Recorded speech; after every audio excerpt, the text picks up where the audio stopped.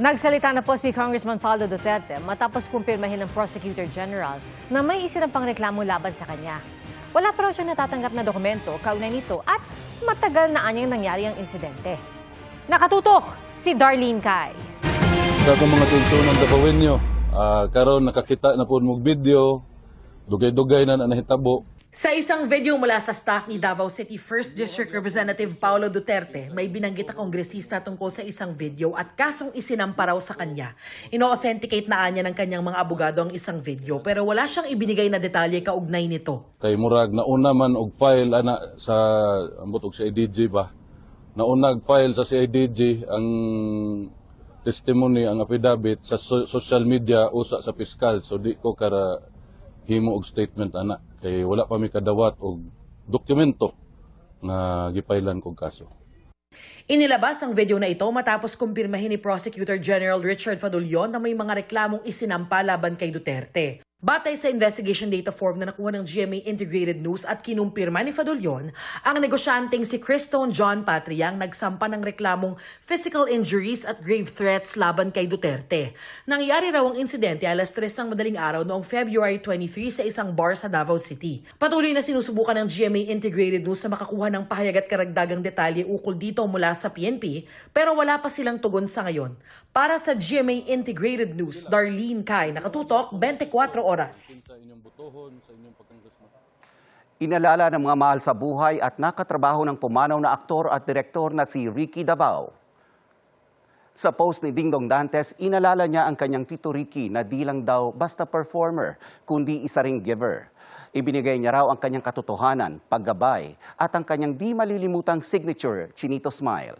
Ang dati niyang asawang si Jackie Lou Blanco, nireshare ang isang litrato ni Ricky at inang si Pilita Corrales na pumanaw noong Abril. Ayon kay Jackie Lou, siguradong kumakanta na sila sa langit. Sa post ng partner ni Davao na si Mayet Malca, makikita ang larawan ng aktor, hawak ang isang floral arrangement. Sabi ni Mayet, "Life doesn't feel right without you." Nakikidalamhati rin ang ilan pang kapuso celebrities na nakatrabaho niya. Isang lalaking senior citizen ang nasawi sa sunog kagabi sa Santa Mesa, Maynila. Ayon sa kanyang asawa, nakainom at natulog ang 72 anyo sa biktima. Sinubukan daw siyang gisingan at iligtas ang kanilang apo, pero dumilit lang daw ang biktima at hindi na nakabangon. Umabot sa ikalawang alarma ang sunog na naapula pasado alas 10 ng gabi. 6 na bahay apektado, nasa 250,000 ang halaga ng pinsala. Nananatili sa Barangay Daycare Center ang nasa 80 residenteng nasunugan. Iniimbestigahan pa ng BFP ang sanhi ng sunog. Viral ang isang motovlogger na minura at inaway ang isang pickup truck driver sa Zambales. Nagsorry na po ang vlogger pero sinuspindi na ng LTO ang kanyang lisensya at pinagpapaliwanag. Nakatutok si Nico Wahe. Sa videong ito na in-upload ng motovlogger na si Yana sa kanyang Facebook page at kumalat na rin sa iba't ibang social media sites, makikita na nag-bad finger siya sa isang pickup na nasa kanyang likuran.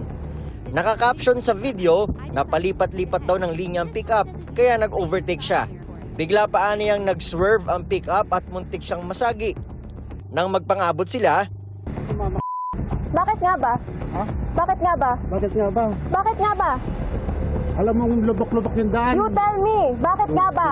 Tell me. No, you tell me. You tell me. Huwag kang Bakit nga ba? You tell me. Nagit-git nyo kasi May side mirror ka, ako wala. Hindi ka gumagamit side mirror mo? Pwede mo nga. kuha raw ito sa Zambales at in-upload sa Facebook noong April 29. Mais ka. 2 araw matapos i-upload ang vlog, nag-sorry si Yana sa pamamagitan ng isang video. Sinubukan din daw niyang personal na kausapin ng driver ng pickup pero hindi sila nagkaharap. Si Senator J.V. Ejercito na isang motorcycle enthusiast napansin ang viral video at ipinadala na raw ito agad kay Transportation Secretary Vince Dizon para maaksyonan. Hindi aniya dapat kinukonsinti ang asal ng vlogger at dapat maging leksyon ng insidente. Pinatatawag na ng Land Transportation Office o LTO ang vlogger para magpaliwanag kung bakit hindi siya dapat sampahan ng administrative charge. Pinatawan ng 70 araw ng preventive suspension ng kanyang lisensya. Sinusubukan pa naming kunin ang panig ng vlogger at driver ng pickup. Para sa GMA Integrated News, Nico Wahe, Nakatutok, 24 Oras.